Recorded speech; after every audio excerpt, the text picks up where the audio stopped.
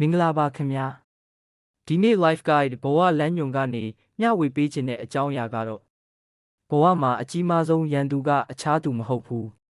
ကိုပဲဖြစ်တယ်ဆိုတဲ့အကြောင်းအရာပဲဖြစ်ပါတယ်လူတော်တော်များများကငါမအောင်မြင်တာသူ့ကြောင့်ငါဘဝမတိုးတက်တာအခြေအနေကြောင့်ငါမှာအခွင့်အရေးမရှိလို့ပြောတတ်ကြပါတယ်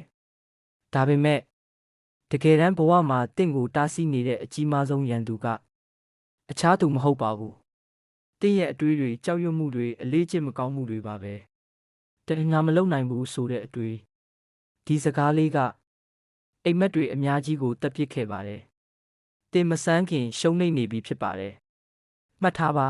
။တင်းယုံကြည်တဲ့အရာဖြစ်လာဖို့အခွင့်အရေးပိုများပါတယ်။နှစ်ကြောက်ရွံ့မှုကြရှုံးမှကြောက်တယ်။ဝေဖန်ခံရမှကြောက်တယ်။မှားသွားမှကြောက်တယ်။ဒါကြောင့်ဘာမှမစတင်ရတော့ဘူးဒါပေမဲ့မစတင်ခြင်းကအကြီးမားဆုံးကြာရှုံးမှုဖြစ်ပါတယ်သုံးရွှေ့ဆိုင်ခြင်း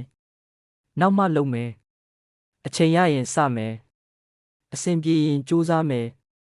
ဒီစကားတွေကအိမ်မက်တွေကိုခိုးယူသွားတဲ့စကားတွေပါလေးအလေးကျင့်မကောင်းခြင်း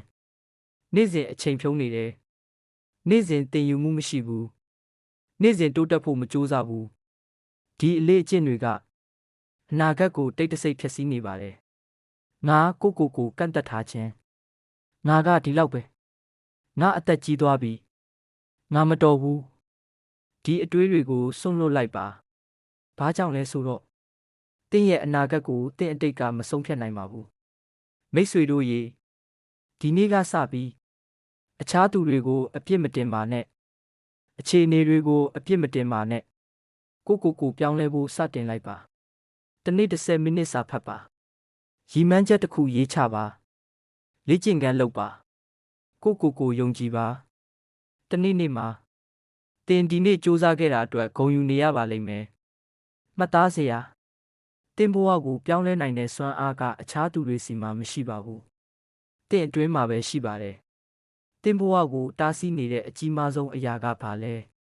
ခမမှာမျှဝေပေးခဲ့ပါ